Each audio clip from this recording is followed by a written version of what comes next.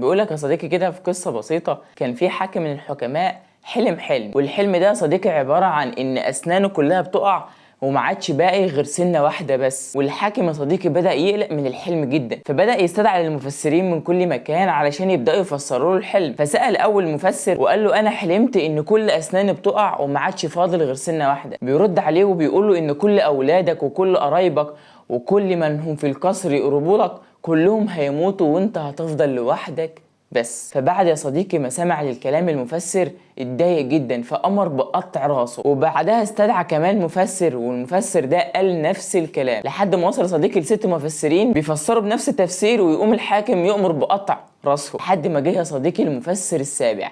بس قبل المفسر السابع ما يقول للتفسير بتاعه، سمع صديقي ان الحاكم امر بقطع 6 رؤوس من المفسرين. فلما استدعاه الحاكم يا صديقي وقال له انا حلمت بكذا وكذا وكذا، رد عليه وقال له ايها الحاكم انه حلم رائع، وده معناه انك انت اطول افراد عائلتك من السن، يعني انت هتفضل حاكم لسنين كتير. فابتسم السلطان وكان مبسوط جدا من كلام المفسر. ما اكتفاش بكده، ده امر انهم يديله هدايا وفلوس كتيره جدا.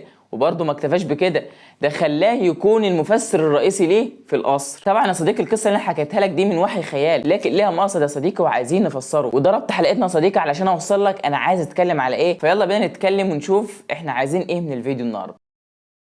في البدايه كده يا صديقي خلينا نكون متفقين انك لما تسمع كلمه جميله يا صديقي بيكون لها تاثير جذاب في حياتك وفي اي حاجه. اما الكلمه السيئه لما تسمعها بتحس كده يا صديقي انك خلاص محبط يائس مش عارف تكمل او زهقان من الكلام. الكلمه يا صديقي لها تاثير كبير جدا في حياتنا اليوميه. تعالى مثلا نوضح بمثال يومي، حاجه بسيطه جدا. انت مثلا خارج خروجه مع اصحابك يا صديقي ولبست افضل واعظم طقم عندك، طقم الخروج مثلا.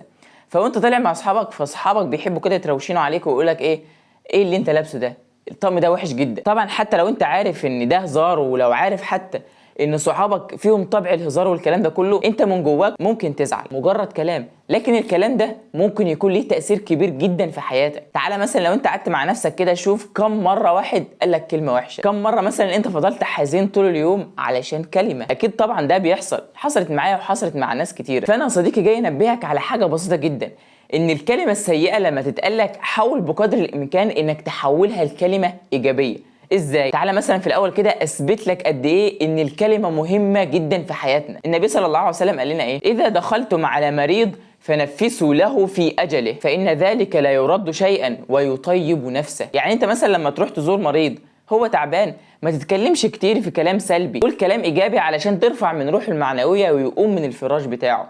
ده معنى الحديث. فنفس المعنى يا صديقي ممكن ناخده على حياتنا الشخصيه. ازاي؟ واحد جه قال لك انت سيء جدا، اوعى تاخد الكلام ده على محمل ان انت فعلا سيء، لا، انت لازم تحط في حياتك واساسياتك ولازم يكون في قاموسك الشخصي حاجه اسمها ان اي كلام سلبي لما يتقال لك لازم يتحول بصوره ايجابيه. خليك دايما يا صديقي ايجابي. تقول لي مثلا انا ممكن اتكلم مع نفسي بالسلبي لكن انا قدام الناس بطل. الكلام السلبي يا صديقي حتى لو بتتكلموا مع نفسك وبتطلع بكامل قوتك قدام الناس، صدقني الكلام السلبي ده في يوم من الايام هيحبطك. هضرب لك مثال بسيط جدا. جينا استمرينا في اول سنه ونص او اول سنتين كنا احنا مستمرين بفيديوهات كبيره جدا. في 1 أو 2 أو 3 قالوا لي انت مستمر بقالك مده، عملت ايه؟ مش هقول لك ان انا اخدت الكلام وصدقته. الكلام بدات افكر فيه اخر سنه او اخر سنه ونص، وكانت النتيجه ايه؟ ان انا يا صديقي سرحت لمده كبيره جدا في التفكير، لكن ما عدتش مستمر في الفيديوهات. وصدقني انا عايز اربط نفسي او عايز اشد من نفسي ان انا ابدا خلاص التزم في تنزيل الفيديوهات، لكن في حاجه مكتفاني. ايه الحاجه اللي مكتفاني؟ هو شعور السلبيه او الكلام السلبي.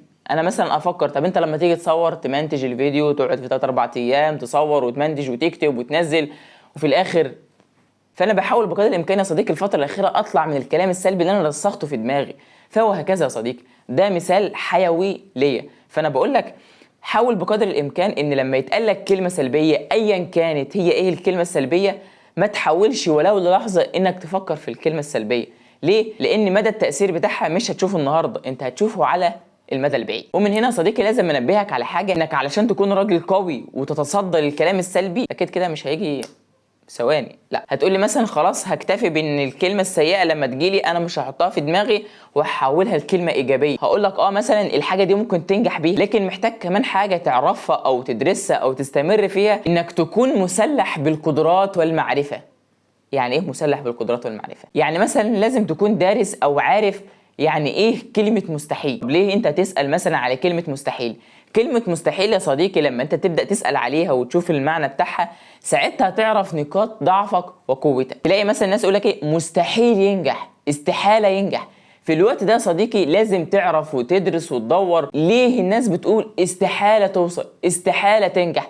ليه؟ عشان تعرف حاجة اسمها نقاط القوة ونقاط الضعف. وفي الوقت ده يا صديقي لما تعرف بقى جوانب القوة والضعف وتبدأ تقوي من القوي وتقوي من الضعيف كمان، ساعتها يا صديقي نبدأ نشغل التنمية البشرية، وهي حاجتين بسيط جدا. لما انت تكون مؤمن بقدراتك وعارف انك انت هتوصل وعارف انك انت امكانياتك كبيرة، في الوقت ده انت مفيش حاجه هتوقفك. القائد محمد الفاتح يا صديقي اللي فتح القسطنطينيه، هو فتح القسطنطينيه كده الصبح، الفكره كانت قدام عينه في كل وقت. تم تحقيق النبوءه يا صديقي اللي النبي صلى الله عليه وسلم قالها له، انت اللي هتفتح القسطنطينيه. ساعتها بقى مهووس بالكلمه ان انا اللي هفتح القسطنطينيه، فبقى بيحلم بالفكره، رغم ان في الوقت ده يا صديقي كانت استحاله القسطنطينيه تتفتح، لكن هو كان مؤمن بقدراته وكان مؤمن بان انا اللي هفتح القسطنطينيه. لكن ساعتها عرف نقاط القوه وقواها اكتر، وعرف نقاط الضعف فقواها اكتر واكتر، لحد ما مين اللي فتح القسطنطينيه يا صديقي؟ هو، علشان كان مصدق نفسه. فصدقني يا صديقي اكيد مفيش عالم، مفيش دكتور، مفيش متعلم، مفيش دارس، مفيش اي حد في الدنيا وصل لمرحله النجاح والعالميه يا صديقي وبقى مشهور جدا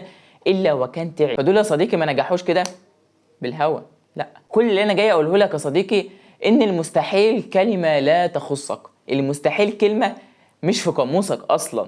خليك دايما مقتنع بكده. فاختصارا الفيديو يا صديقي نقسمه على 3 حاجات، ان مفيش حاجه اسمها مستحيل، لكن في حاجه اسمها ان دي نقطه ضعف انا لسه ما اكتشفتهاش النهارده ولسه ما قوتهاش. رقم 2، ان طول ما انت ايجابي مع نفسك وايجابي في تفكيرك، طول ما هتظهر في عينك يا صديقي انجازات غيرك بيشوفها حاجه استحاله اوصل لها. فخليك دايما ايجابي مع نفسك. رقم 3 يا صديقي دي حاجه بسيطه جدا، انهم لو طلبوا مني ايه الكلمه اللي هم لو طلبوها منك مثلا الغيها من قاموس اللغه العربيه، انا شخصيا هختار كلمه مستحيل، لان دايما لازم تكون مؤمن ان مفيش حاجه اسمها مستحيل. فده كان فيديو الصديق على السريع، اتمنى انك تكون استفدت منه واتمنى ان ينول اعجابك. ما تنساش بقى لايك، شير، شويه الحاجات اللي بتنشر الفيديو دي علشان نستمر في نشر الفيديوهات. كان معكم محمد يدك، والى اللقاء في فيديو جديد ان شاء الله. سلام.